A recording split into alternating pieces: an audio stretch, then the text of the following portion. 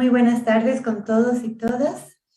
Les doy la más cordial bienvenida a este evento preparado por la Maestría Virtual en Psicología, con mención en Evaluación e Intervención Psicoeducativa. Mi nombre es Elena Díaz, soy la coordinadora del programa de maestría. En esta ocasión hemos preparado un webinar llamado Neuropsicología de los trastornos del aprendizaje.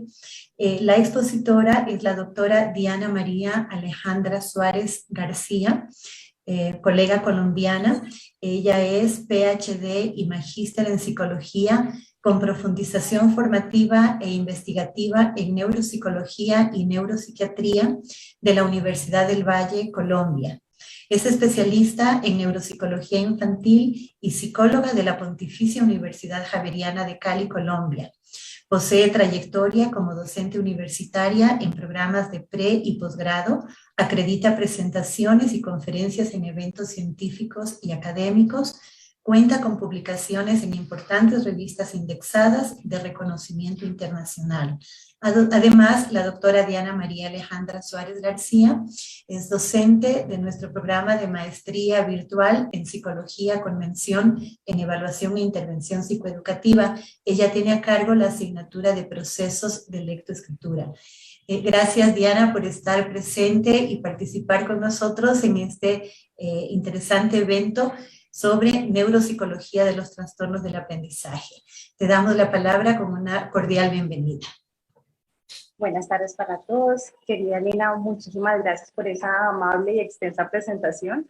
Realmente para mí un gusto poderles acompañar en este webinar en la tarde del día de hoy. Como bien lo han mencionado, pues digamos como que hay una trayectoria en procesos tanto formativos como investigativos en diferentes líneas, y es precisamente en una de ellas, la de trastornos del aprendizaje, la que nos reúne el día de hoy y va a ser uno de los marcos de referencia bajo los cuales vamos a desarrollar la conferencia en línea el día de hoy. Entonces, agradezco mucho la cordial invitación, la presentación, y bueno, la idea es que podamos entonces en la tarde de hoy realizar una pequeña revisión de este aspecto tan interesante que se van a dar cuenta nos compete a todos de alguna manera, se van a dar cuenta que de manera directa o indirecta todos sabemos poder estar relacionados con esta temática. La idea es entonces que vamos a hacer una presentación general de diferentes aspectos que tienen que ver con los trastornos del aprendizaje. Sin embargo, para ello generaremos como un marco referencial significativo en el cual podamos conocer algunas de las generalidades de los trastornos del desarrollo para poder hacer un proceso diagnóstico y una conceptualización mucho más específica de este tipo de condiciones y de características clínicas, y poder entonces de esta manera orientar cuáles serían los procesos de atención e intervención que tenemos respecto a este tipo de condiciones. ¿Listo? Bueno, al final tengo entendido que del evento vamos a tener la oportunidad de interactuar, de poder compartir algunas apreciaciones y por supuesto unas inquietudes que puedan suscitarse durante la presentación. Entonces los invitamos a que por favor las registren o las envíen por el chat, que las entonces estaremos abordando al final del webinar. Bueno, entonces como se darán cuenta, nuestra primera temática para el día de hoy tiene que ver entonces con trastornos del desarrollo infantil. ¿Listo? Hay diferentes vertientes o marcos desde los cuales se pueden referenciar y se pueden conceptualizar los trastornos del desarrollo. Pues muy bien, como esta es una condición que es clínica y que compete a una trayectoria y a un proceso como tal, entonces es importante poder identificar y reconocer cuál es ese concepto que nos va a enmarcar y sobre todo cuáles son las características que pueden incidir en este proceso como tal. Bueno, sabemos entonces que los trastornos entonces del desarrollo pueden tener múltiples causas, múltiples variantes, y entiéndase desarrollo desde lo que tiene que ver con el desarrollo cognitivo en procesos de atención, memoria, lenguaje, coordinación, percepción, desarrollo físico y motor, ¿cierto? Y desarrollo afectivo y emocional. Entonces, dentro de todas estas características que nos componen y nos constituyen como seres humanos, vamos a tratar de identificar cuáles serían algunos de los causales que podrían incidir en que la trayectoria del desarrollo de las personas no necesariamente se encuentren en una misma línea y puedan generar diferentes cambios y variaciones. En esta medida podemos destacar que algunos de los factores o de las causas que pueden generar que una persona tenga un ritmo de desarrollo distinto o variable en relación a lo que se esperaría podría considerarse como variables netamente personales en las cuales inciden factores genéticos, inciden situaciones o eventos adversos que generen algún tipo de lesión cerebral o que inclusive generen retrasos o retardos madurativos en el proceso de desarrollo mental. O inclusive una persona que no tenga ningún tipo de este tipo de condiciones pueda generarse variaciones en su desarrollo por variables ambientales, como por ejemplo que no tenga unas oportunidades en términos sociales, económicos, afectivos, educativos, y que por ello vamos a ver una expresión en su nivel de desarrollo, como lo hemos dicho, afectivo, emocional o físico, distinto a lo que uno esperaría.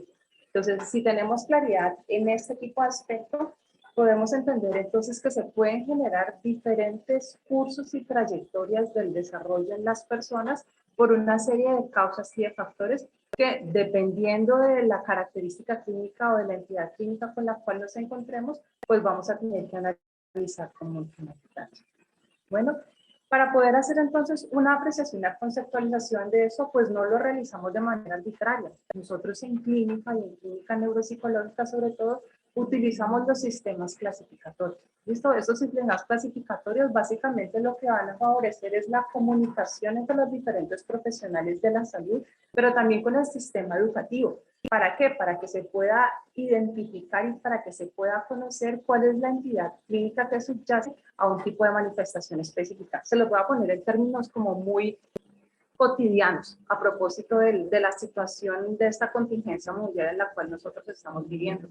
¿Cierto? Entonces, ven que, por ejemplo, muy a propósito del COVID, entonces tenemos una serie de síntomas y de signos clínicos que nos pueden sugerir la presencia o no de este tipo de cuadros, ¿cierto? Entonces están los escalofríos, el malestar, el dolor en la espalda, la congestión nasal, pero fíjense que no los tomamos de manera independiente, sino lo que hacemos es un análisis clínico y sindrómico que nos va a poder nos va a permitir identificar que todo este conjunto de signos que está presentando una persona, que son referidos por los pacientes como signos, hacen parte de una entidad clínica. Y esa entidad clínica tiene un nombre, tiene una clasificación e inclusive un código que facilita que en los sistemas de salud nosotros podamos hacer una adecuada categorización y manejo de los mismos. Pues muy bien, este tipo de sistemas clasificatorios que nosotros utilizamos en la clínica se conocen como el DSM-4, que es el Manual Diagnóstico de Enfermedades Mentales, o el CIE-10. Estos nos van a permitir entonces, como les he dicho, tener una categoría, ¿cierto? Como una etiqueta verbal que nos va a permitir identificar qué tipo de categoría diagnóstica tiene una condición clínica como tal.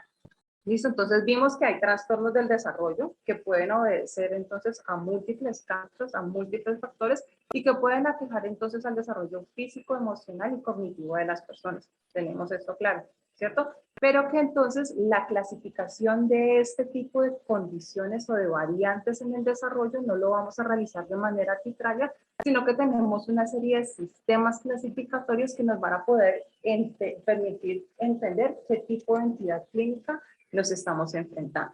¿Listo?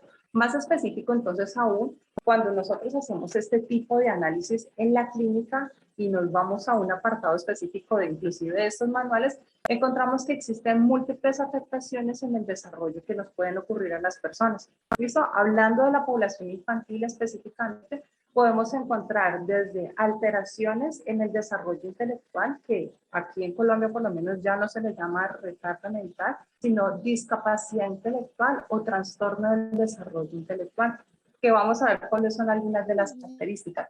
Pero si no se tratase de una situación tan global que implique el desarrollo en diferentes niveles, podemos enfrentarnos a dificultades y trastornos en la comunicación, trastornos del espectro autismo, trastornos por déficit de atención con hiperactividad, trastornos motores o el que nos ocupa el día de hoy, trastorno específico del aprendizaje.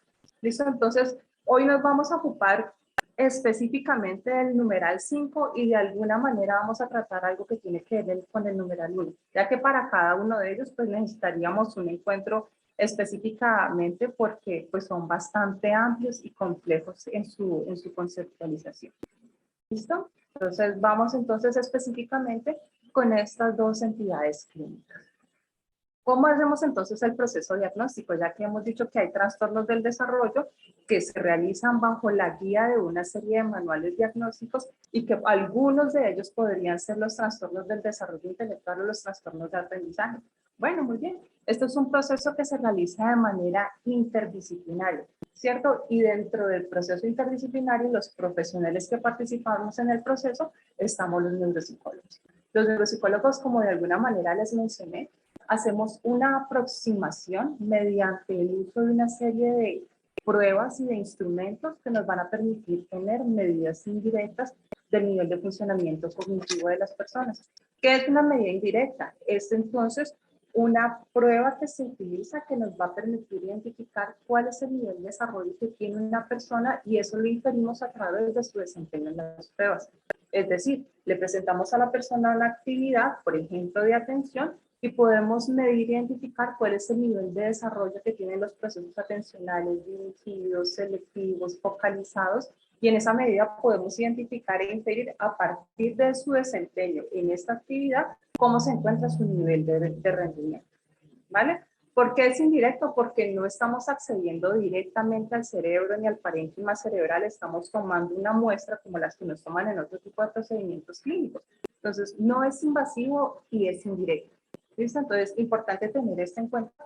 ¿Por qué? Porque a partir de este tipo de mediciones es que nosotros vamos a inferir y vamos a recolectar información de cómo se encuentra el nivel de desarrollo de las personas.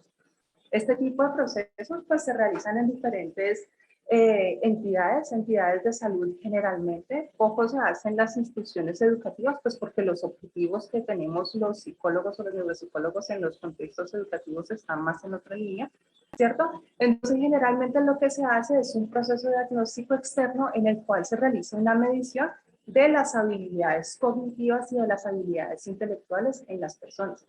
Se preguntarán ustedes, ¿y desde qué edad podría entonces indicar este proceso de valoración? Mire, eso se puede hacer en niños pequeños entiéndase en menores de 5 años, pero lo haríamos a través de escalas de desarrollo, ¿cierto? Porque está precisamente el cerebro en ese proceso de desarrollo y maduración, pero donde esperaríamos ver un mayor nivel de organización y de estructuración de los procesos cognitivos es a partir de los 5 años. Entonces, a partir de los 5 años, en adelante lo realizamos con niños, con adultos mayores, con población con patología psiquiátrica, realizamos este tipo de intervención. Yo lo realizo particularmente en 2 instituciones de la ciudad de Cali, a partir, digamos, como del uso de este tipo de instrumentos para realizar procesos diagnósticos en diferentes grupos poblacionales. Entonces, la idea es, realizamos este tipo de evaluación neuropsicológica y tenemos diferentes tipos de abordajes. ¿Listo? Uno de ellos es un proceso y un abordaje cuantitativo y ya vamos a ver por qué lo realizamos de esta manera. ¿Listo? En esta medida lo que nosotros hacemos es reconstruimos y revisamos la historia clínica. Piensen cuando ustedes van al médico, ¿cierto? Lo primero que uno hace es revisar lo que nosotros llamamos la anamnesis o la historia clínica del paciente. Revisamos con todas estas condiciones y si recordamos desde la diapositiva número 1 en la cual decíamos, mire, vamos a mirar si hay factores genéticos, personales, medioambientales, tratamos de recolectar toda esta información e identificar si es que de repente podemos de manera fácil, ¿cierto?, poder recuperar algún elemento que haya incidido en el curso de desarrollo particular de esa persona. Registramos sus datos personales, hacemos un proceso de evaluación donde encuadramos la relación con nuestro participante, con nuestro paciente y empezamos entonces a realizar el proceso de administración de pruebas. La duración de este tipo de procesos pues obviamente está bajo la guía y la dirección de un profesional calificado, va a depender directamente de el tipo de condición clínica que tenga la persona y el tipo de condiciones y de habilidades que tenga para poder realizar el proceso de evaluación, como también de la adaptabilidad que tenga o no la persona en el proceso evaluativo. Entonces puede ser un proceso que se realiza en bloque en una evaluación de 3 horas aproximadamente, con intervalos obviamente, o en diferentes sesiones. Se puede realizar entre 4 y 5 sesiones para poder hacer la aplicación de las pruebas, únicamente la aplicación porque después hacemos el análisis de las mismas. ¿Listo? La idea es entonces poder tomar toda la información posible respecto al nivel de desempeño y de ejecución de las personas en diferentes tipos de actividades específicas para poder inferir lo que tenemos acá arriba que nos menciona, cómo se encuentra el nivel de funcionamiento cerebral, ¿cierto? En relación a lo que uno esperaría para la edad que tiene una persona. Y de esta manera poder inferir si su nivel de desarrollo está dentro, por encima o por debajo de lo que se considera en la normalidad.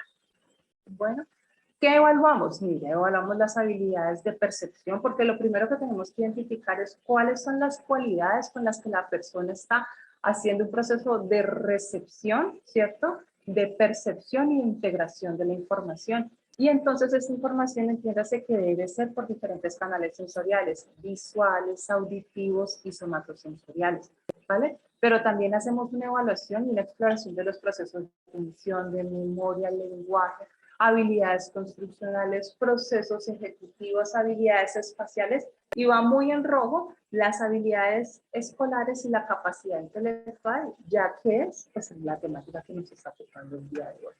La idea es que, así como las personas tenemos, lo realizamos en términos generales en clínica, ¿cierto?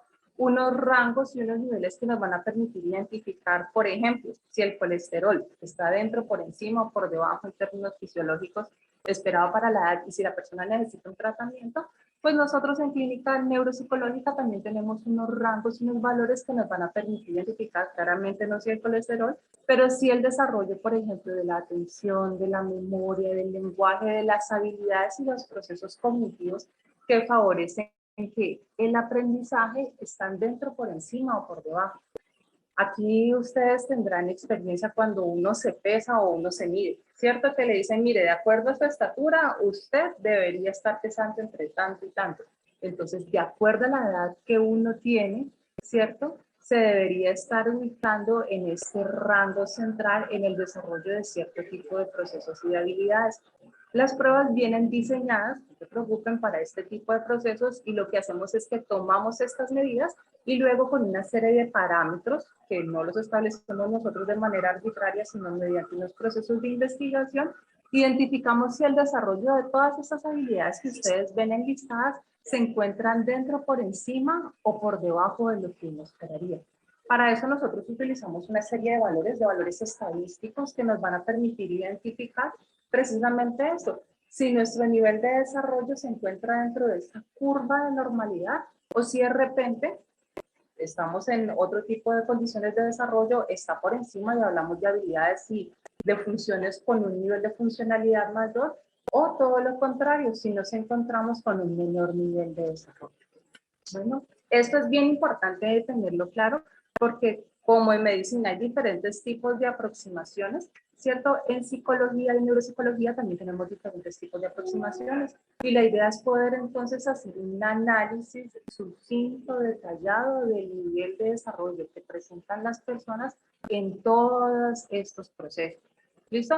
Recuérdenlos bien porque los vamos a necesitar para más adelante cuando entendamos cuáles son algunas de las características cognitivas que presentan las personas que tienen variaciones en el desarrollo del aprendizaje, específicamente del aprendizaje escolar.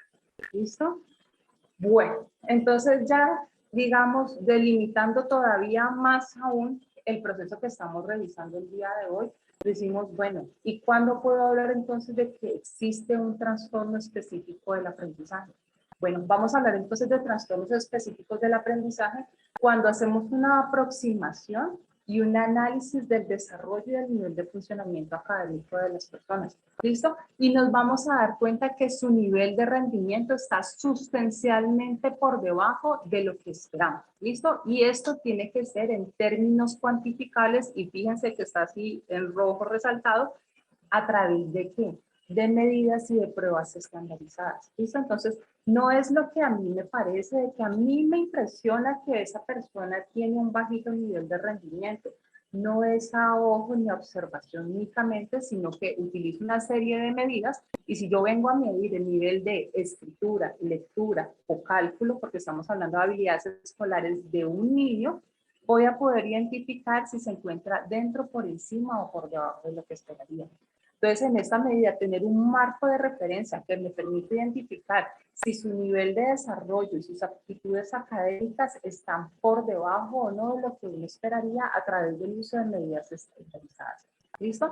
Esto, como se los he mencionado, no lo hacemos de manera indirecta, sino que necesitamos un proceso de observación clínico, psicológico, investigativo, en el cual podamos hacer un análisis de este tipo de procesos. Bueno, y es importante tener en cuenta que cuando hablamos de trastornos específicos del aprendizaje, vamos a tener que tener una serie de condiciones específicas, como por ejemplo, ¿listo? Estos son los criterios diagnósticos. ¿Listo? Y es que el nivel de rendimiento en pruebas de lectura, escritura o de cálculo estén por debajo de lo que uno esperaría. Y ya lo vimos que no es a ojo, sino que es con un valor y con un rango específico que nos va a permitir identificarlo. Además, que tengamos una capacidad intelectual normal o normal baja. Esto es bien importante que lo tengamos en cuenta. ¿Por qué? Porque ustedes conocerán diferentes tipos de síndromes, a ver, uno con el cual podemos estar muy familiarizados y que es fácilmente reconocer, por ejemplo, las personas con síndrome de Down, ¿cierto? Nos conocemos y es fácilmente, digamos, identificable, inclusive así a ojo superficialmente, sin ningún tipo de cariotipo de examen genético, ¿a través de qué? Del fenotipo de las personas, por la configuración que tienen de los ojitos, los rasgos faciales, su tono muscular, ¿cierto? Estas personas tienen una condición clínica y genética que genera variaciones en su nivel de desarrollo, de su desarrollo intelectual también, inclusive, como lo mencioné, físico, pero también intelectual. Y dentro de sus características del desarrollo intelectual, pues encontramos que una gran cantidad de ellos tienen una disminución en el desarrollo cognitivo que puede ser leve, moderado, severo, dependiendo de cada caso, ¿cierto? Estas personas pueden presentar asociadas a su condición clínica una dificultad de aprendizaje, ¿vale? Pero es una dificultad de aprendizaje asociada a su condición clínica de base, que es el síndrome de Down. Aquí en los trastornos de aprendizaje específicos tenemos un bajo nivel de rendimiento académico, pero tenemos una capacidad intelectual normal o normal baja. ¿Listo? ¿Y esto cómo lo establecemos? Nuevamente, no lo hacemos a ojo, sino que se hace a través de una serie de pruebas y de instrumentos que utilizamos en la clínica, que son las escalas de inteligencia. Bueno, eso nos va a permitir entonces identificar con un fundamento, con un marco de referencial fuerte, que la persona tiene un nivel de desarrollo dentro, por encima o por debajo de lo que esperaríamos para su edad. Y que además, entonces, esta persona no tenga ningún otro tipo de condición clínica asociada, como por ejemplo, epilepsia, tumores, traumatismos craneoencefálicos, síndromes genéticos, porque de haber este otro tipo de condiciones clínicas, pues podrían nuevamente presentarse variaciones en el aprendizaje, pero son secundarias. ¿Listo? Entonces, si llegan a tener alguna duda, alguna inquietud, por favor regístrenla en ese momento que la revisamos al final. Pero entonces, de manera muy general, miren, las personas y los niños en general pueden presentar variaciones en el nivel de aprendizaje, pero hay que identificar muy bien a qué se pueden asociar o a qué se pueden deber ese tipo de dificultades. ¿Vale? Lo primero es identificar si no hay ningún tipo de condición clínica, biológica de base que nos explique la dificultad que puede presentar la persona, o si no hay algún tipo de dificultad o de variable medioambiental o socioeducativa. Ahora en términos de pandemia es bien complicado este tipo de situación, porque fíjense que ni ustedes, ya en Ecuador o desde la latitud donde nos estén escuchando, ni aquí en Colombia hemos tenido unas condiciones regulares educativas que nos permitan identificar que los niños han estado en las condiciones adecuadas para poder aprender, más en términos virtuales. Entonces, ahí tenemos una variable extraña que tenemos que considerar para hacer este tipo de análisis. Ahora estamos retornando a la presencialidad y se van a presentar un montón de cosas, pero es algo que tenemos que tener en cuenta. ¿Listo? Entonces, solo para mencionar, hay muchas causas, hay muchos factores que pueden incidir en el desarrollo del aprendizaje académico, ¿vale? Hay algunos que nos pueden explicar y sé que se pueden asociar a dificultades de aprendizaje, pero hay otros que vamos a denominar trastornos específicos del aprendizaje. Específicos, ¿por qué? Porque son niños inteligentes, son niños que no tienen ningún tipo de antecedente neurológico significativo, pero que aún así tienen una dificultad en el aprendizaje. Entonces vamos a hablar específicamente de ellos y a identificar cuáles serían sus rasgos y sus características cognitivas. Una vez hacemos entonces el tipo de abordaje clínico y hacemos todo un proceso evaluativo de todo este listado de habilidades y de funciones cognitivas que tenemos, podemos identificar y de aplicar pruebas específicas de aprendizaje, podemos identificar entonces cuál sería la tipología predominante que presenta un niño. Si son dificultades en la lectura, lo habrán inclusive escuchado en diferentes medios, se les denomina como dislexia. Cuando son dificultades prominentemente en la expresión escrita, se trataría de un cuadro de una disgrafía, o cuando tiene una expresión con dificultad en la matemática, sería la discalculia. ¿Listo? No son mutuamente excluyentes. De hecho, uno en clínica lo que más se encuentra es que se tratan de trastornos mixtos del aprendizaje, es decir, personas que tienen una dificultad en lectura y escritura, o en lectura y matemática, o en la expresión escrita y en matemáticas. Pueden tener diferentes tipos de combinaciones, pero uno a través de las pruebas y de las mediciones vamos a encontrar que tienen un predominio de la presentación. ¿Listo? Hasta ahora, fíjense que inclusive este tipo de procesos pues son muy fácilmente identificables desde la parte académica. Si los profes hacen muy bien su trabajo, hacen un análisis de cómo está el nivel de rendimiento de los niños en el contexto académico, podrían referirlo como, mire, este niño tiene unas dificultades importantes en este tipo de procesos y ameritaría un proceso de evaluación y de intervención. ¿Vale? Para que cuando lleguen con nosotros podamos hacer el análisis explícito, hacer una exploración mucho más específica e inclusive podamos tipificar cuál es el nivel de dificultad que tiene la persona para realizar este tipo de actividades escolares. Si se trata entonces de una dificultad leve, moderada, severa o grave. ¿Listo? Esto lo podemos identificar únicamente a través del análisis clínico y de la evaluación que nosotros realicemos. Bueno, hasta ahí, fíjense que ese proceso lo pueden hacer inclusive los docentes, ¿vale? Y nosotros cuando somos docentes nos encontramos a estudiantes que presentan este tipo de rasgos y de características, ¿vale? Pero más allá, y es parte de nuestra función como clínicos y como docentes, no es tipificar y colocar un diagnóstico. ¿Listo? Colocar un código. No, es poder entender qué es lo que pasa con esa persona, qué es lo que ocurre en su proceso de desarrollo que está presentando y está generando ese tipo de variaciones y dificultades. Pues bien, más allá, entonces, como les digo, de poner el F813 de acuerdo al CIE-10 y decir, mire, este tiene un trastorno mixto de las habilidades escolares, es poder reconocer y identificar que muy seguramente esa persona puede tener una serie de variaciones en su nivel de desarrollo, y lo vamos a ver un poco más adelante también. No es que no quiera, no es que el niño sea, acá les decimos necio, terco, renuente, caprichoso, saca pataletas y no quiera hacer la actividad. No, es que muy probablemente le cuesta, ¿vale? ¿Y esto cómo se puede identificar? A través de procesos investigativos que nos han permitido dar cuenta de que, mira, las personas con este tipo de características clínicas que dijimos son inteligentes, tienen un nivel de desarrollo intelectual promedio bajo, no tienen ninguna condición clínica, neurológica ni sindrómica de base, pero tienen un bajito nivel de desarrollo académico y por tanto se conceptualiza como un trastorno específico del aprendizaje, pueden tener asociadas una serie de características neuropsicológicas que explicarían las variaciones que tienen en el desarrollo. Pues bien, para poder hacer, digamos, este tipo de precisiones, hay una serie de estudios y de hallazgos que se han realizado también con otras disciplinas que nos permiten identificar a través de otro tipo de medidas, como las medidas de neuroimagen, que nos demuestran que las personas con este tipo de característica clínica tienen una serie de variaciones en su desarrollo anatomofuncional, es decir, el cerebro. ¿Listo? Entonces, en esa medida podemos identificar que las personas con trastornos específicos del aprendizaje, por ejemplo, aquí tenemos un caso de dislexia, presentan una serie de cambios en la organización y en la estructuración del cerebro, ¿cierto? Y se puede ver entonces, se ha demostrado que hay diferenciación en los mapas de procesamiento de información de los lóbulos temporales.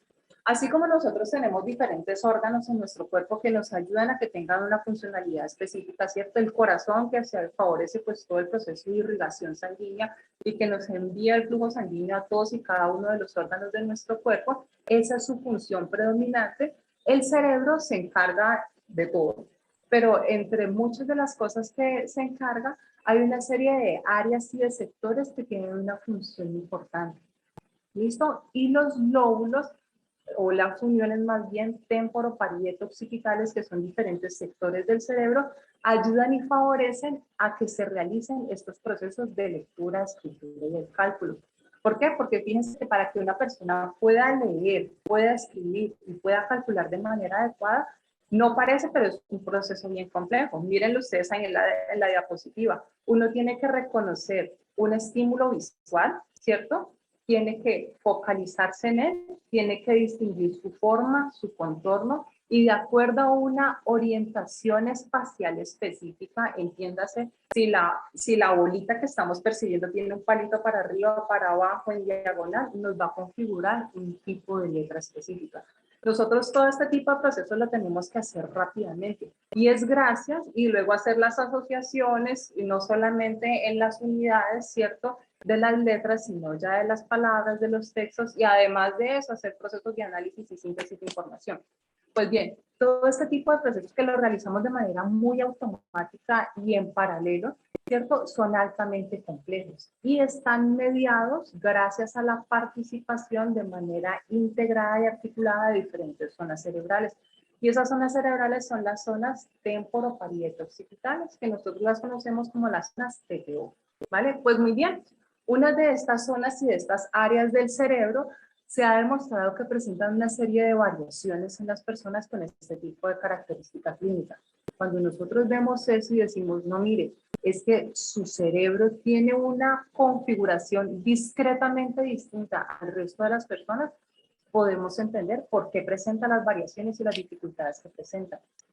El tema es, como esto no es una cuestión que es evidente, ¿cierto? Como les hablé de algunos síndromes que fácilmente se pueden reconocer en términos fenotípicos, pues muchas veces no son comprendidos de manera adecuada. Si una persona tiene un infarto cerebral, todo el mundo se entera de que le dio un infarto y le dicen, mire, usted perdió el 40% del funcionamiento de su corazón y su corazón funciona de manera distinta de aquí en adelante, usted no le va a tener el mismo nivel de exigencia que una persona que tiene el corazón sin sobre 100. Usted va a hacer una comprensión y decir, no, mire, esa persona no puede correr una maratón porque seguramente me va a infartar, no va a tener la capacidad respiratoria suficiente y bueno, se me va a complicar.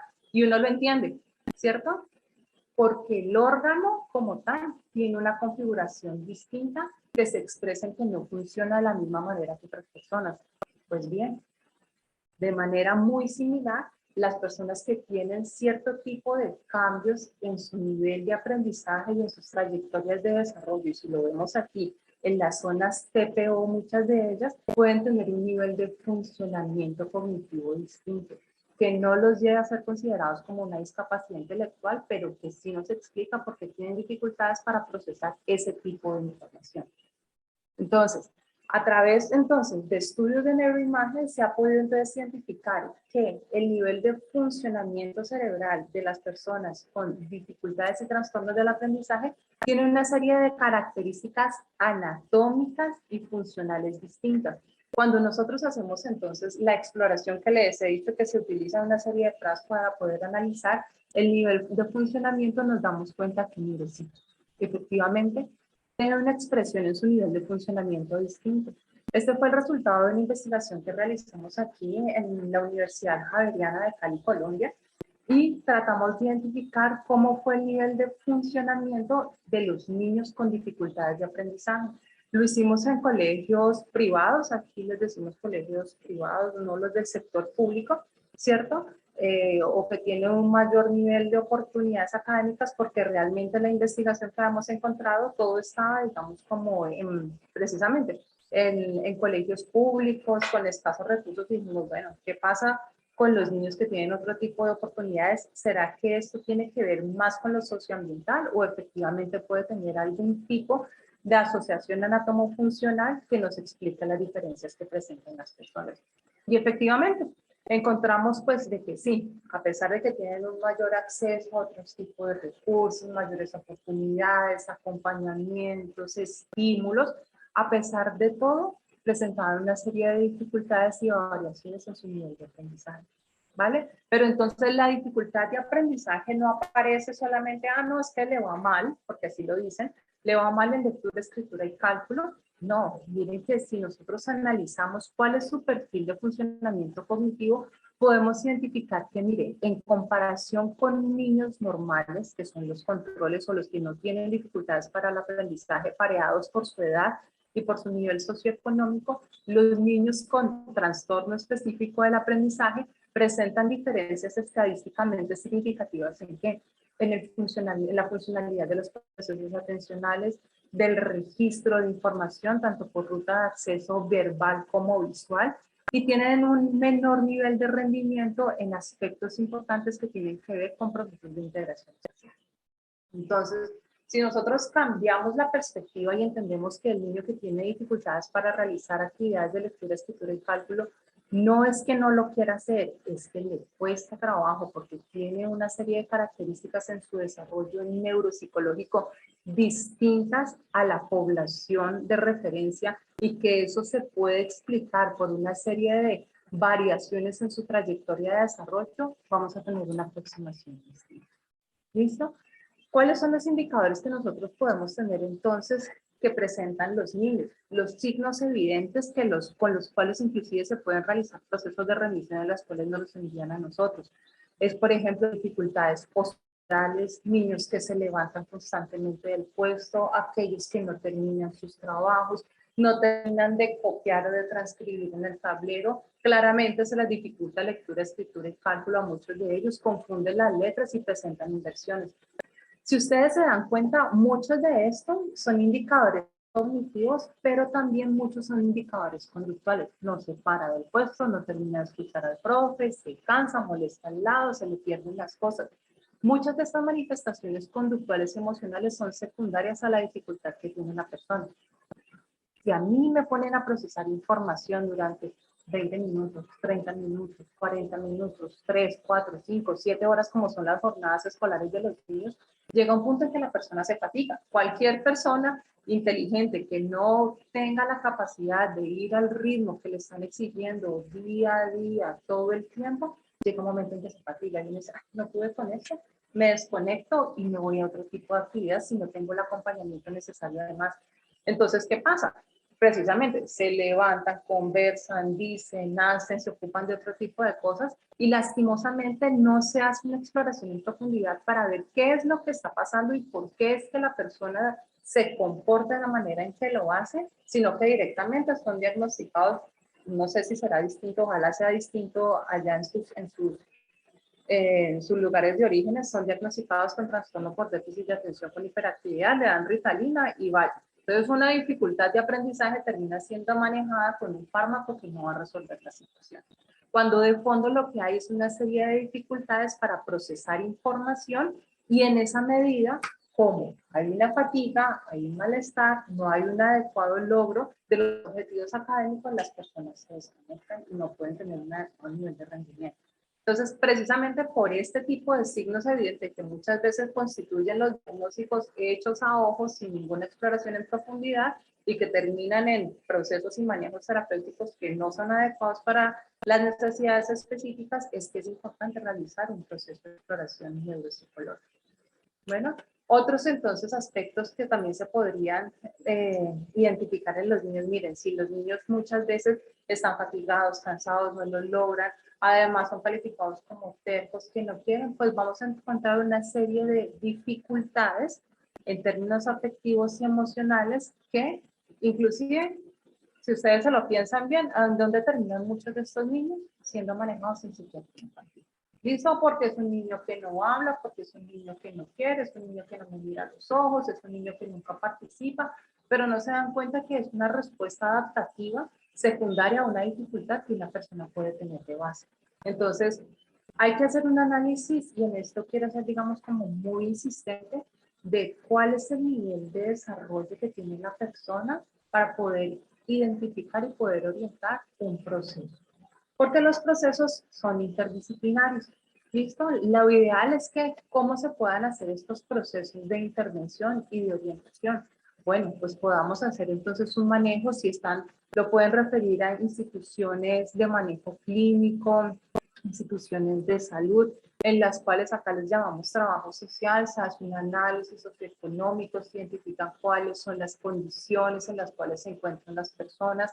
Dependiendo de las características de cada uno de los casos, se puede solicitar una valoración por médicos especialistas infantiles como los pediatras, el psiquiatra infantil, el neuropediatra, la evaluación neuropsicológica, para que después, cuando se haga un manejo de acompañamiento, ¿cierto? En términos correctivos o rehabilitatorios, pues podamos solicitar el acompañamiento específico y pertinente de las terapias ocupacionales, terapias de lenguaje, terapias físicas, terapias educativas, y en esa medida no se haga un manejo sintomático de la situación, sino un manejo global, un manejo apropiado de acuerdo a las características que ameritaría el caso.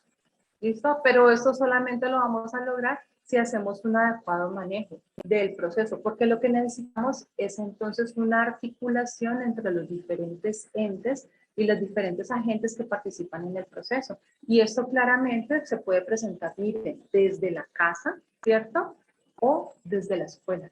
¿Listo? Donde podamos identificar todos esos que enlistamos, desde dificultades para sentarse, organizar, atender, no habla, no dice, no escribe, pero hay que ver por qué es que no escribe, ¿cierto? Y podamos observarlos e informarlos. ¿A quién? A los profesionales médicos, como todos estos que hemos mencionado y como esos que hemos descrito, y podamos entonces hacer un proceso de evaluación que nos permita hacer un análisis específico de las necesidades educativas especiales que tiene una persona, y en esta medida poder solicitar, porque los hay, aquí en Colombia los tenemos, ¿cierto? Una serie de decretos que le dan cobertura a los niños para que se hagan desde adaptaciones curriculares, en las cuales se implementan diferentes tipos de estrategias pedagógicas que favorezcan su nivel de desarrollo y de aprendizaje. ¿Listo? Entonces, bueno, eso digamos como que era en términos generales algunas de las consideraciones que tenemos respecto a los trastornos del aprendizaje desde una perspectiva neuropsicológica. Se van a dar cuenta que cada uno de los profesionales, ¿cierto?, de la salud, tenemos diferentes miradas y perspectivas referente a las diferentes respecto a las condiciones clínicas, pero no es una mirada unitaria, sino que es una mirada integral que procura entonces hacer un análisis detallado del nivel de desarrollo que pueden presentar las personas, y se lo reitero, no para hacer una adjudicación de un código diagnóstico, sino para poder hacer un manejo integral e interdisciplinario de las necesidades que tenga una persona. Bueno, ahí les comparto mis correos electrónicos. Creo que estamos muy sobre el tiempo que habíamos quedado, y muy bien, quedamos abiertos entonces a las inquietudes o lo que se pueda presentar en estos momentos. Muchas gracias. Gracias, María Alejandra, muy clara tu exposición, y también nos hace reflexionar bastante, ¿no?, sobre este hecho de que siempre nos hemos planteado de alguna manera, creo, los psicólogos, que la enfermedad física es evidente, y por ser evidente es, digamos, respetada. Sin embargo, muchas de estas otras cosas que no son tan evidentes, ¿no?, es como que las tomamos menos en cuenta, ¿no? Y lo que tú dices, el niño de pronto se le llama, es vago, es ocioso, no quiere hacer, no quiere participar. Y realmente no creo que existan niños vagos o niños ociosos, porque el niño, por su propio espíritu, es curioso, busca, ¿no? Permanentemente busca, curiosea, pregunta, quiere saber, explora. Cuando un niño está presentando este tipo de conductas, como tú nos has dicho, algo está pasando. Y lo que tenemos que hacer precisamente, como nos has mencionado, es buscar qué es lo que está ocurriendo. Tengo aquí algunas preguntitas de algunos de los participantes que, muchas gracias, nos han manifestado sus inquietudes. Elisa nos dice, en referencia a cuando hablabas del CI normal y del CI normal bajo, nos dice Lisa, ¿cuál sería el CI de una persona con capacidad intelectual normal baja? ¿Sería lo mismo que el limítrofe? Ok, bueno, muchas gracias. Gracias, Elena, y gracias, Elisa, por la pregunta que nos traes entonces en estos momentos. Mira, las escalas de inteligencia tienen unos valores establecidos, ¿cierto? Eso lo puedes encontrar en cada una de las baterías que utilizamos. por ejemplo, en las escalas de inteligencia Wechsler o en el Kaufman, el nivel de inteligencia, pero voy a empezar de abajo hacia arriba, ¿vale? Menos de 69 se considera como extremadamente bajo, ¿vale? Entre 70 y 79 es la condición inferior limítrofe. ¿Listo? Entonces eso quiere decir que las personas que tengan un desarrollo menos de 69 se considera como una discapacidad intelectual. Los que tienen entre 70 y 79 efectivamente serían los inferior limítrofe, en los cuales no vamos a encontrar un montón de casos y de condiciones clínicas que hay que analizar en detalle en conjunto con su historia clínica para identificar a qué se puede deber ese tipo de característica cognitiva de inferior limítrofe. Que, bueno, aquí hay que hacer mención a algo bien importante, y es que no basta la prueba de inteligencia para hacer un diagnóstico de discapacidad intelectual, hay que hacer un análisis complementario del desarrollo de habilidades adaptativas. ¿Listo? Y este tipo de habilidades adaptativas utilizamos otra serie de instrumentos que nos van a permitir cualificar cómo está el nivel de desarrollo de independencia y autonomía de una persona para realizar actividades de la vida diaria como vestirse, bañarse, desenvolverse en la comunidad, realizar actividades de ocio, de salud, de acuerdo a su edad. ¿Listo? Entonces hay que analizarlo, no solamente quedarnos con el CI, sino que mirar otro tipo de aspectos. ¿Vale? Entonces, inferior limítrofe 70-79. Y no es lo mismo que el promedio bajo. El promedio bajo estaría entonces entre los 80 y los 89 puntos o en el índice global de la prueba de inteligencia. ¿Vale? Las personas normales estamos entre 80 y 109. Ese es el rango normal o el rango promedio en el cual nosotros podríamos estar en esa campanita, ¿cierto? Entonces, entre 80 y 89 es promedio bajo, entre 90 y 109 es promedio, y entre 110 y 119 es promedio alto.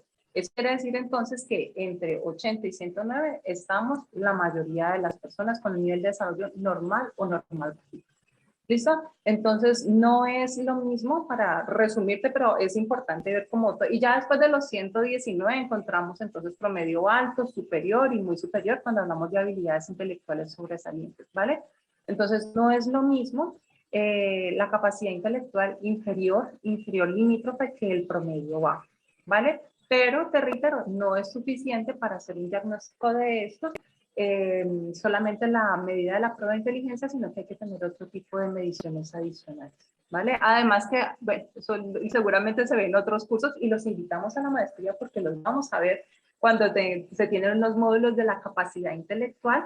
Ahí se miran como cuáles son las características del desarrollo intelectual, pero también entonces cómo interpretar estas pruebas, porque eso hay una serie de valores que nos van a permitir identificar si esa medición es adecuada, es objetiva, es confiable, ¿vale? O si tiene algún tipo de variabilidad en su nivel de ejecución la persona que nos permita suponer que la medición se invalida, ¿vale? Y que no se considera como unitaria o como que representa la capacidad en realidad de las personas.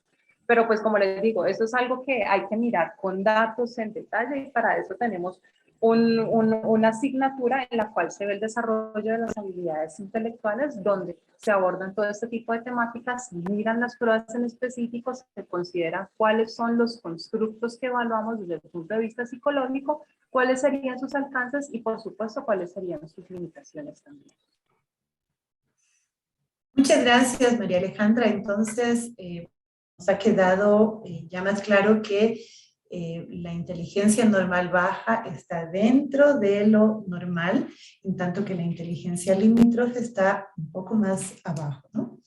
Tenemos también un comentario aquí de Paola. Ella nos dice, en la actualidad la disgrafía se conoce como trastorno de la escritura, o se la puede llamar también disgrafía.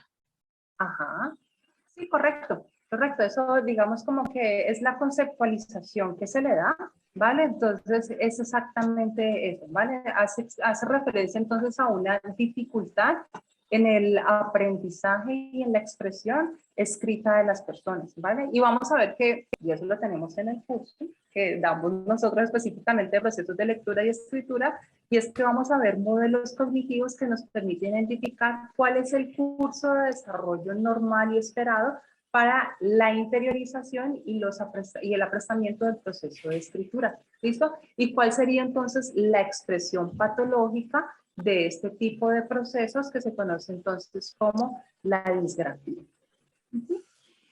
Gracias, María Alejandra. Aquí Edison nos dice, nos pregunta, cuando se hacen las derivaciones a distintas especialidades, ¿el psicólogo debe hacer el seguimiento integrando e interviniendo holísticamente? Mira, ese es el deber ser, ¿cierto? O sea, fíjate que no hacemos, o sea, si bien nosotros hacemos una evaluación en un momento específico y si vamos a tener, digamos, como limitaciones para poder manejar el caso, lo que nosotros tratamos es de articular a los diferentes profesionales. Cuando nosotros terminamos un proceso de valoración, a lo último en el informe nosotros entregamos un apartado que se entrega recomendaciones y remisiones. En esas remisiones nosotros pues hacemos una sugerencia de, mire, de acuerdo a las características específicas que tiene la persona, se favorecería su proceso de aprendizaje y desarrollo mediante el abordaje de terapia ocupacional, terapia del lenguaje, terapia física, ¿cierto? Lo ideal es que nosotros, y lo realizamos en las instituciones de salud, tengamos una sede así como de juntas médicas, son juntas clínicas en las cuales hacemos un abordaje de los casos, revisamos los mismos y se dan entonces direccionamientos o redireccionamientos dependiendo de la evolución que vaya teniendo el caso y podemos hacer diferentes tipos de aportaciones. ¿Listo? Porque en el colegio, no sé si por ahí después aparecerá una pregunta de ese tipo, se hace la remisión y se dice, mire, este niño tiene una serie de dificultades, se beneficiaría un proceso de evaluación, de acompañamiento y de flexibilización. ¿Listo? Pero muchas veces no se tiene la oportunidad de volver a hacer una reevaluación para ver qué tanto ha mejorado en su nivel de desarrollo y de funcionalidad. Entonces, ahí tiene que hacerse un proceso de revaloración y en esa medida podemos entonces hacer un abordaje interdisciplinario, pero también holístico. Fíjate que no hablamos durante el encuentro solamente del desarrollo cognitivo, hablamos del desarrollo emocional, hablamos del desarrollo físico y en esa medida entonces hay un manejo mancomunado con diferentes profesionales de la salud. Y recuerda que a lo último mencionaba que eso no se queda en las puertas de un consultorio, sino que vamos con papás, vamos con la escuela y hay que hacer un trabajo articulado para que pueda tener un adecuado manejo el caso. De lo contrario, la experiencia es, mire, se quedan las puertas del consultorio. Es como si a usted le dan un diagnóstico clínico y le dicen, usted está prediabético. Y usted sigue comiendo igual, no hace ejercicio, no cambia sus hábitos alimenticios y dicen, pues me quedé con el diagnóstico. Pero más allá del diagnóstico, no hay una ocupación sobre la entidad clínica como tal. Y tarde o temprano van a aflorar los síntomas y en esa medida se puede complicar muchísimo más la situación. ¿Listo? Entonces, la idea es entonces sí, hacer un proceso diagnóstico, pero entonces es un manejo holístico porque estamos orientándonos hacia el abordaje de las diferentes dimensiones del desarrollo de la persona, tanto físico, emocional como cognitivo. Gracias, María Alejandra. Acá Nelson nos pregunta si un trastorno específico del aprendizaje es comórbido a la discapacidad intelectual necesariamente. Ok, listo, Nelson. Entonces, fíjate que cuando hablábamos les explicaba lo de la campanita de Gauss, donde vemos la comorbilidad, ¿cierto?, de las entidades. Hay síndromes clínicos, como dijimos, el de Down, que puede tener, entonces, aparte del síndrome de Down, tener una discapacidad intelectual y debido a las variaciones y dificultades que presentan el desarrollo, ¿cierto?, en general, tener asociada una discapacidad intelectual. Tener asociado un trastorno del aprendizaje o unas dificultades en el aprendizaje. Cuando son los TEA específicos, no, porque uno de los criterios diagnósticos según los manuales diagnósticos es no. Mire, si usted va a hablar de una dislexia pura, de una disgrafía pura o una discalculia pura, la persona debe tener una capacidad intelectual normal o normal bajita. Si tú tienes una persona con una discapacidad intelectual, sí puede tener asociada una dificultad de aprendizaje, claramente, ¿listo? Puede tener dificultades para leer, para escribir, para calcular, pero la entidad, el nombre clínico puro no sería un trastorno específico del aprendizaje, no específico, ¿vale? Puede ser un trastorno del aprendizaje secundario a un síndrome clínico y en esa medida encontramos entonces las dificultades para la lectura, para la escritura, para el cálculo y para el rendimiento educativo en términos generales. Pero el nombre de la entidad clínica es distinto. Gracias, María Alejandra. Elisa nos pregunta, ¿cuál sería el abordaje de los TEA en escuelas? Creo que al referirse a los TEA, Elisa nos está hablando de los trastornos específicos del Ajá. aprendizaje, ¿no? Porque los TEA también suelen llamarse a los trastornos del Del espectro espectro autista, autista. pero creo que Sí. ella se refiere a los trastornos específicos del aprendizaje. Nos Ajá. pregunta también, ¿y qué plataformas educativas se recomiendan en educación virtual para estos casos? Bueno, sí, sí, sí, existe esa doble asociación a la sigla y efectivamente muchos les dicen a los trastornos específicos Ujú. del aprendizaje y otros del espectro autista y otros les dicen entonces no trastornos del espectro autista, no TGD, sino trastornos generalizados del desarrollo. Pero sí, como se los presenté, está como trastornos específicos del aprendizaje, ¿vale? Y sí, mira, el abordaje es que hoy en día por decreto, te digo, por lo menos aquí en Colombia, porque trabajamos en instituciones de salud que están muy articuladas con la Secretaría de Educación, tenemos una serie de normas y de decretos que les exigen a las instituciones educativas que tienen que hacer una serie de ajustes curriculares en las cuales se garantiza que se dé un proceso de acompañamiento educativo de acuerdo a las necesidades de cada una de las personas, ¿vale? Es decir, los profes y las instituciones educativas no es que quieran hacer un favor, es que es un deber y es que es un mandato por parte del gobierno en el cual se tienen que hacer una serie de adaptaciones. Porque si esta persona con una medida objetiva, cierto, clínica, descrita, tenemos en cuenta que no tiene una trayectoria en un nivel de desarrollo como el de otras personas, pues no la podemos evaluar de la misma manera. Entonces hay que hacer la solicitud y digamos que parte del proceso y de la insistencia es, miren, hay que hacer un manejo y una evaluación. Porque lamentablemente mucho, y se lo digo desde la experiencia clínica en la cual yo he tenido, se dice, se reporta, se hace, digamos, como el abordaje educativo y muchas personas no hacen, digamos, atención al llamado de mi niño tiene dificultades, sino que es el niño, como lo decía Elena hace un rato, necio, que no quiere, que no hace, que no se ajusta, o es la mamá cansona que cree que su hijo está enfermo y que le tenemos que dar una ayuda. No, la mejor manera de poder mediar con este tipo de situaciones, mire, vamos a tener una medida objetiva y esa medida objetiva la tenemos desde una disciplina, puede ser neuropsicología o neuropsicopedagogía, para poder identificar cuál es el nivel de desarrollo, cuáles son sus habilidades, cuáles son sus fortalezas, pero también sus debilidades y en esa medida poderlo cualificar de manera muy específica y poder hacer solicitud a las diferentes entidades. Entonces, ahí la cuestión, Elisa, es como identificar de acuerdo a tu locación, ¿vale? Yo te la hablo aquí desde Colombia, aquí nos vamos a Secretaría de Educación, reportamos esto, hay una oficina para las necesidades educativas especiales, inclusive para hacer procesos de inclusión, y ellos hacen, y se abre una ruta, así como hay rutas para el abuso sexual, hay una ruta para que se activa para los niños con necesidades educativas especiales. ¿Y qué es lo que tiene que presentar? Claramente su documento clínico donde se certifique que existe este tipo de entidad y que se necesita un apoyo. Entonces, y de esta manera se debe organizar todo el contexto educativo en función de, ¿vale? Pero no es un proceso que te digo, no es un proceso que haya sido fácil ni que funcione exitosamente, no, es algo que se está haciendo y que la lucha que estamos tratando de hacer todos poco a poco es a que se escuche eso, porque así como hay derecho a la salud, hay derecho a la educación. Y lo que tenemos que hacer a través de nuestras prácticas es garantizar que se respete el derecho a la educación de los niños y cómo lo hacemos a través de la identificación de las características cognitivas para que ellos puedan reclamar sus derechos. ¿Vale?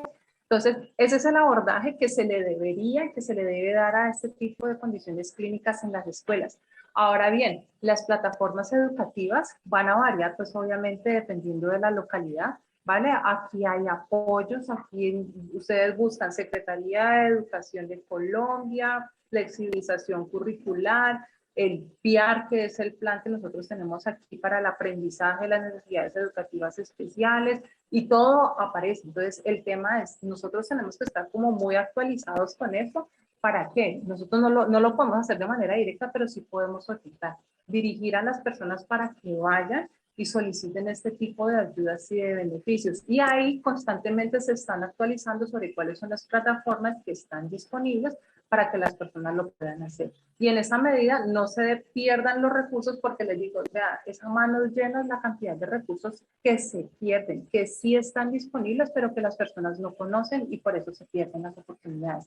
Entonces el tema es, y eso también lo tenemos como cuña dentro de nuestra asignatura, porque hacemos al final del proceso, después de ver cómo es el proceso de lectura, de escritura, las variantes, las dificultades que se presentan, cuáles son algunas de esas estrategias pedagógicas y las abordamos punto a punto de dónde solicitar, cómo hacerlo e inclusive lo diseñamos. ¿Vale? Porque volvemos a lo mismo. La idea es que esto no se quede en las paredes de un aula de clase o en las paredes de un consultorio, sino que esto trascienda y puede impactar el bienestar, el desarrollo de las personas. ¿Listo? Bien, María Alejandra, muy claro. Bueno, y digamos, en relación a lo que acabamos de escuchar de María Alejandra, Paulina nos dice si el diagnóstico de trastornos específicos del aprendizaje lo pueden realizar psicopedagogos y psicólogos educativos o necesariamente tienen que ser psicólogos clínicos. No, no, no. Y si se puede utilizar la maneta, sí, sí, sí, sí, lo podemos hacer. O sea, la idea es que sea una persona con entrenamiento específico, porque viste que no es una cuestión de colocar unos y ceros, ¿vale? Y hay que tener, digamos, como mucha claridad respecto a, no es una aproximación técnica, ¿vale? Entonces no es, porque si no es muy fácil, vieron que ahora todo lo sistematizan y entonces pongo en internet 1 y 0 y entonces esto me dice si lo tengo o no lo tengo. Desconfíen de ese tipo de cuestiones, inclusive, ay, voy a medir mi IQ mediante una prueba de inteligencia online. No sé, hay muchas cosas que se escapan de ese tipo de procesos. Yo les diría, sean muy cuidadosos. La idea es que tenemos que tener una aproximación clínica, ¿vale? Porque, por ejemplo, se te puede invalidar una prueba de inteligencia, ¿cierto? En el cual miramos la velocidad de procesamiento de información de una persona que puede ser normal, pero la noche anterior no durmió bien, o le ponemos a hacer una prueba de rendimiento de la velocidad psicomotora, pero esta persona tiene una fractura, tiene una dificultad, que no la estás evaluando a ojo clínico, sino que solamente te quedas con la puntuación y te va a salir bajito en el nivel de rendimiento y te va a alterar toda la prueba. Entonces, si tú haces una aproximación técnica y te quedas únicamente con el número, no va a ser confiable ni va a ser representativa del nivel de desarrollo ni de desempeño que tiene la persona. Entonces, hay un montón de cosas que se pueden escapar en los procesos clínicos en términos de la interpretación. Entonces, lo ideal es que tengamos un entrenamiento, ¿cierto? Los psicólogos educativos tienen muy buen entrenamiento en este tipo de procesos, ¿vale? Los psicólogos clínicos también lo tenemos. Y hay diferentes tipos de herramientas y de instrumentos que sirven para estos fines. La baneta la pueden utilizar. Aquí en Colombia utilizamos un montón la evaluación neuropsicológica infantil, que es la ENI. ¿Listo? Y hay diferentes tipos de pruebas que se pueden utilizar. Lo importante es que ojalá el instrumento que ustedes utilicen sea testeado y tenga validez para la población, ¿vale? Yo les hablo, por ejemplo, de la ENI, que es la que está validada en población colombiana. Porque, ¿qué pasa? Nos miden a nosotros con pruebas, por ejemplo, de inteligencia que están testeadas por allá en Estados Unidos. Y resulta que los latinoamericanos somos bien distintos de los norteamericanos o de los europeos.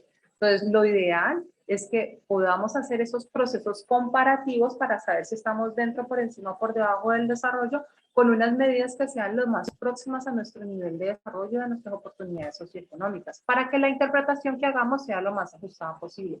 Entonces, cuando utilicen instrumentos, ¿cierto? Que sean instrumentos, ojalá, testeados y con normas de su lugar de procedencia, ¿cierto? Y que tengan un muy buen nivel de confiabilidad y de validez estadística para que podamos tener una medida muy confiable. Sobre todo, ¿por qué?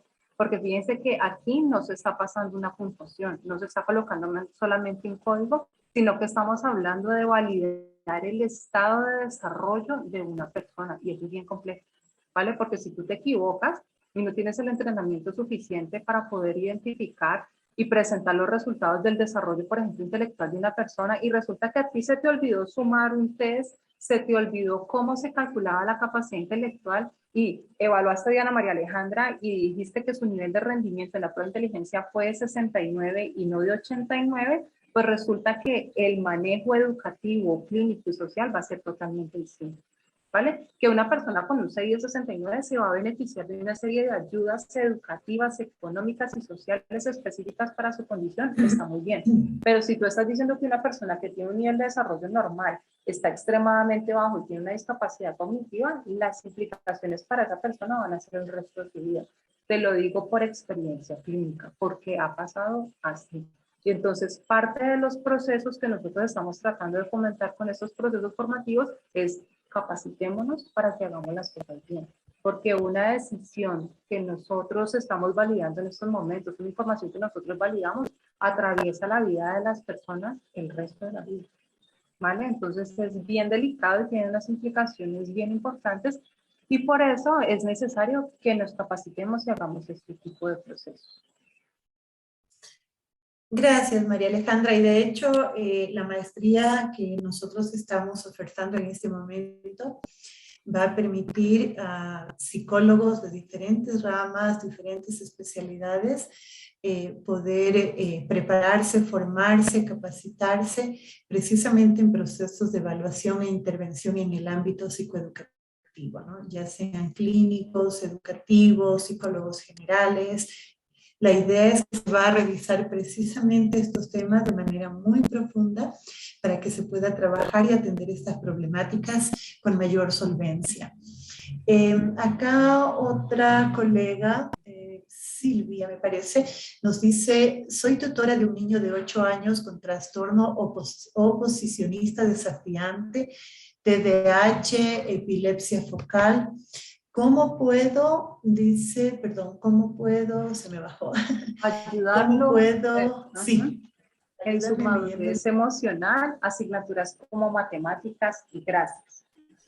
Bueno, está muy Es. bien. Bueno, Silvia, mira, tú nos traes en estos momentos a mención otro tipo de trastornos del desarrollo en la infancia, ¿vale? ¿Se acuerdan que cuando veíamos la presentación decíamos trastornos de la comunicación, de la discapacidad intelectual, del aprendizaje, ¿cierto? Del espectro autista? Bueno, otros son y son bien comunes los trastornos por déficit de atención con hiperactividad.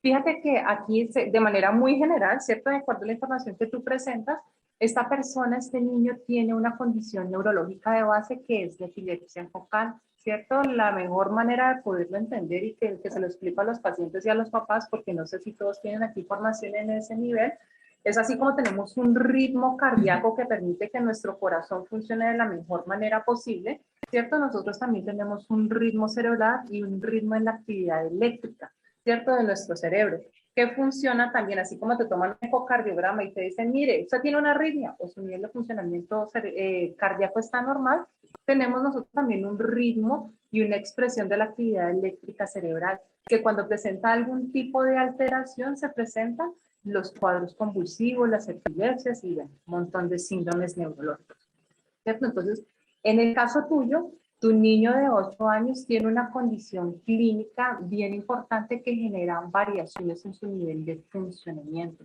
¿vale? Y la epilepsia, pues hay que ver en dónde es, porque si recuerdan mencionamos por ahí las zonas TPO, temporoparieto occipitales, pero hay otras áreas del cerebro, ¿cierto? Otros lóbulos que sería el frontal y la ínsula que también tienen una participación importante, sobre todo en la conducta y en la emoción, ¿vale? Entonces, habría que ver en dónde está ese foco de descarga, en dónde se está generando la descarga eléctrica patológica que puede tener una expresión tanto emocional como conductual. Entonces, en el caso de tu niño, pues puede tener una epilepsia focal y tiene comorbilidad con un trastorno de la conducta. Mira, los anticonvulsivantes que se utilizan muchas veces para manejar la epilepsia tienen efectos secundarios o colaterales. Ahora, como estamos tan familiarizados con las comorbilidades y los efectos colaterales, creo que ya no nos suena tan raro, ¿cierto? Pero fíjense que los medicamentos sirven para una cosa, pero tienen un efecto en otra. ¿Listo? Entonces, en el caso de algunos medicamentos para la epilepsia, sirven para el control de las crisis convulsivas, pero tienen una manifestación secundaria en términos conductuales y afectivos. Por ejemplo, el ácido valproico, que es uno de los medicamentos que se utiliza para el manejo de la epilepsia, pues ayuda al control de las crisis convulsivas que se necesita, pero tiene un efecto conductual y es que muchos niños se ponen irritables e hiperactivos. Entonces, hay que ver si son dos cuadros clínicos lo que tiene tu niño o si es una manifestación secundaria por el efecto del medicamento respecto a su patología de base. Entonces, lo más importante, Silvia, es que este niño esté manejado con neuropediatría, ¿vale? Porque no, que pueda supervisar que se esté tomando las dosis de los medicamentos en las cantidades que son necesarias durante los periodos de tiempo que son requeridos, que se haga sus controles con estudios neurológicos, entiéndase electroencefalograma, videotelemetría, resonancia magnética cerebral, lo que consideren los médicos tratantes, ¿vale? Porque es necesario tener, digamos, como controlada y regulada la condición clínica de base para poder asegurar que se está atendiendo de la mejor manera posible y que los síntomas están siendo lo más contenidos posible. Este caso de niños, sí, no solamente tiene la epilepsia, sino que tiene dificultades conductuales, pues necesita un manejo, así como lo mencionaba hace un momento uno de los asistentes, es un manejo holístico, ¿vale? ¿Por qué? Porque el niño muy seguramente va a necesitar terapia cognitivo-conductual para poder decrementar todas estas conductas que tú dices que son oposicionales, que son desafiantes, que son impulsivas, para poderlo manejar y para poderlo regular.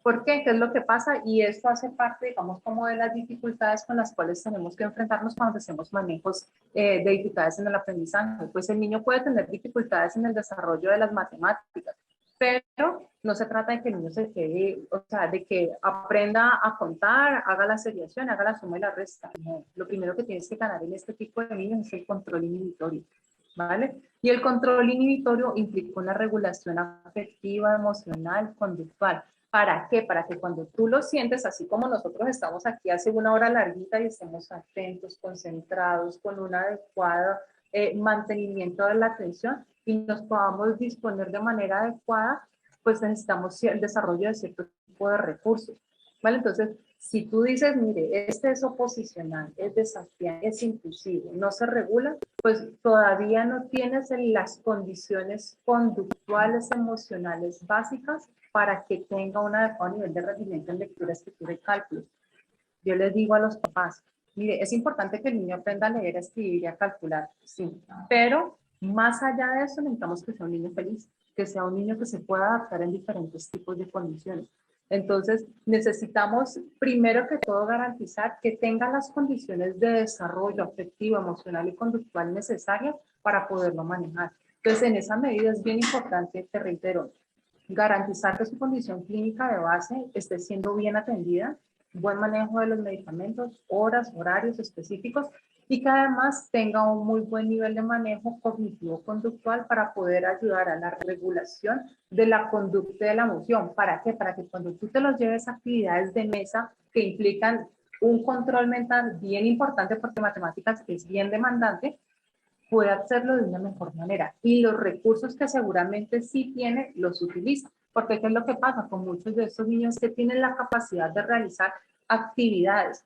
¿Vale? Pueden tener un buen nivel de rendimiento, pero como no se quedan quietos, como no atienden y como no contestan lo que uno sabe que ellos tienen en la cabecita, les va mal en todo. Entonces, lo primero que tenemos que garantizar es ese nivel de regulación.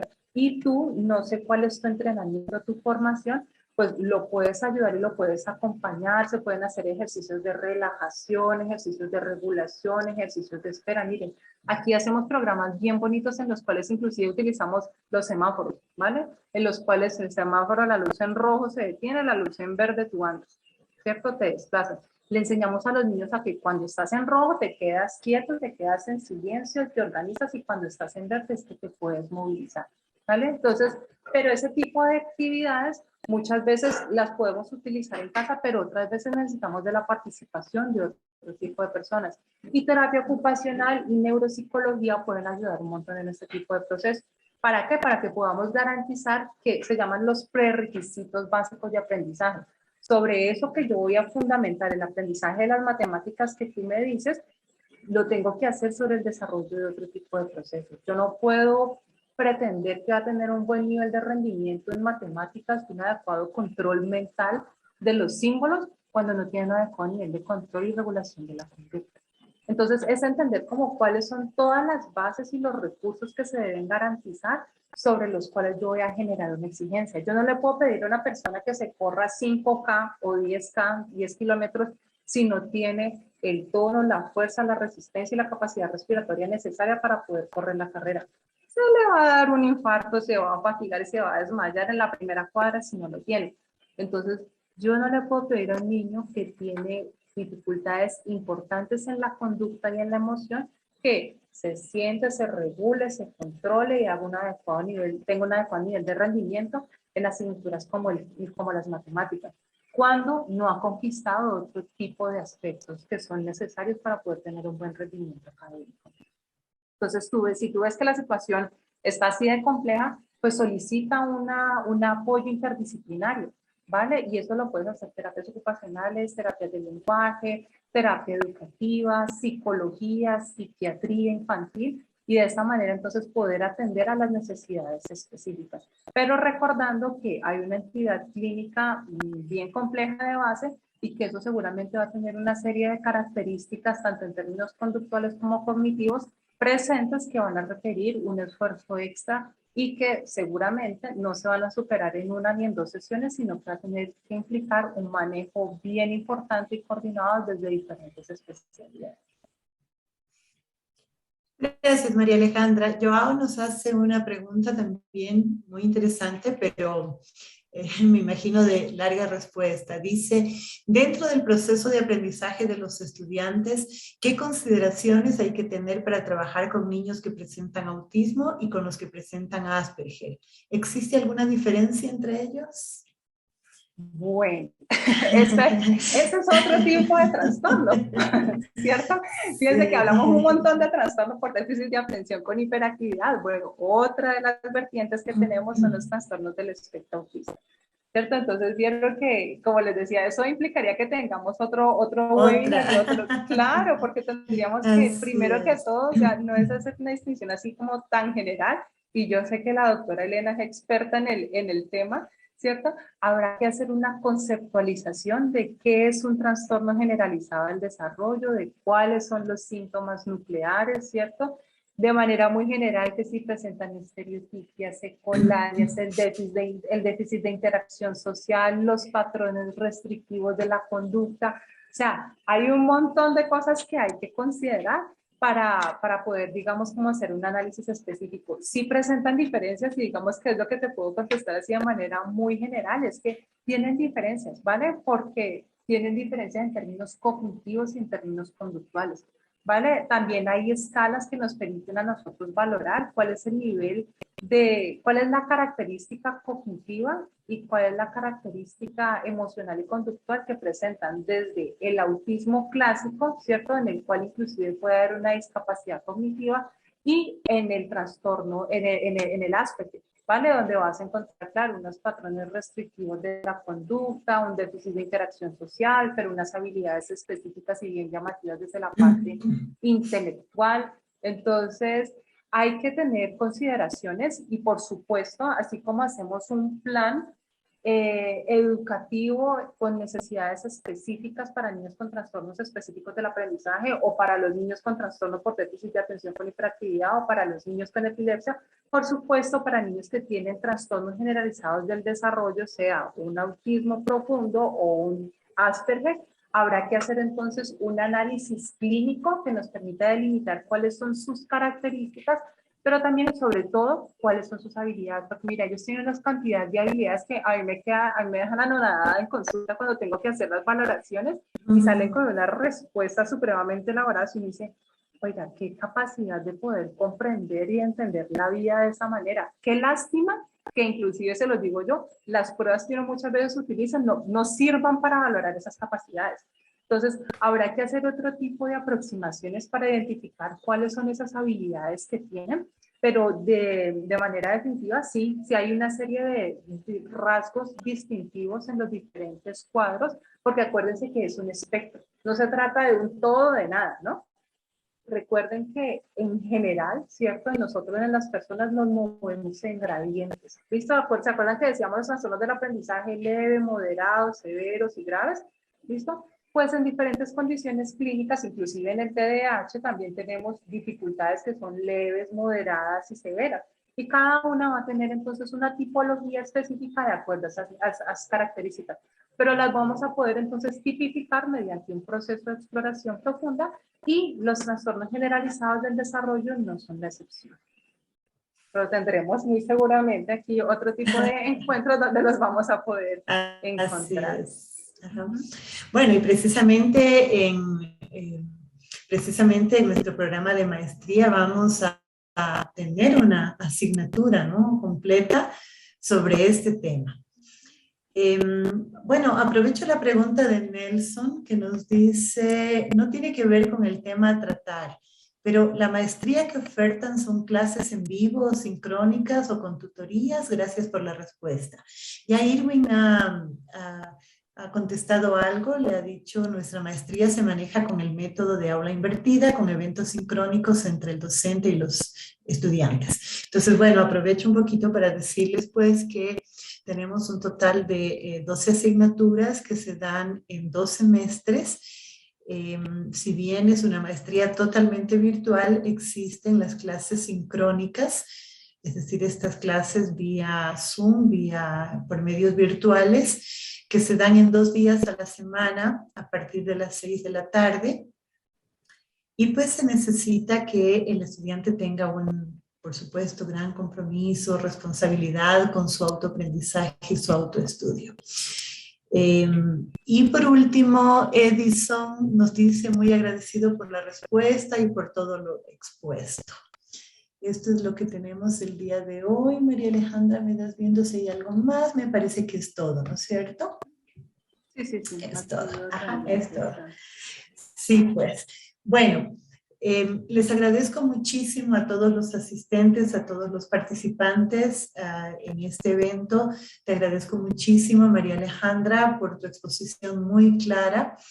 Dice, la maestría que oferta está validada en el Ecuador, nos dice Paulina López. Claro que sí, es una maestría de la Pontificia Universidad Católica del Ecuador, tiene su resolución aprobada por el Consejo de Educación Superior del Ecuador.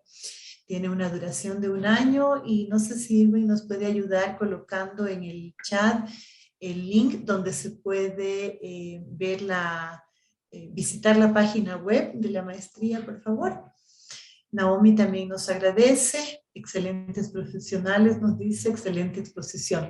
Muchas gracias, María Alejandra, por tu presentación del día de hoy. Yo creo que nos ha abierto muchos espacios de reflexión.